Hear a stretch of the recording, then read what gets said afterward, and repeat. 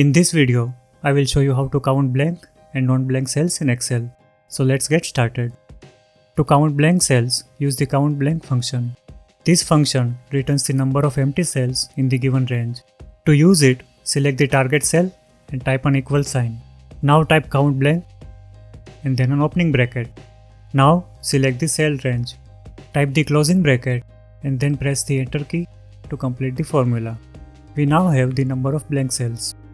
If any cell contains a formula that returns an empty string, the COUNTBLANK function counts it as a blank cell.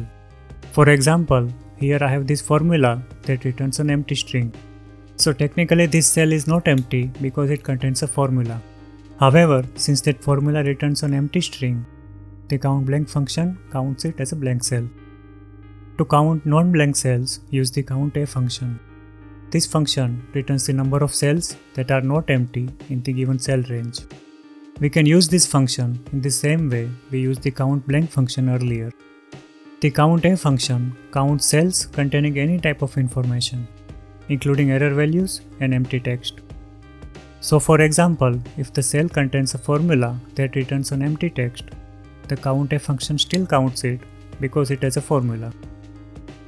Watch this video to learn about how you can quickly delete alternate rows in Excel with a simple trick. If you found this video helpful, please like the video and subscribe to our channel.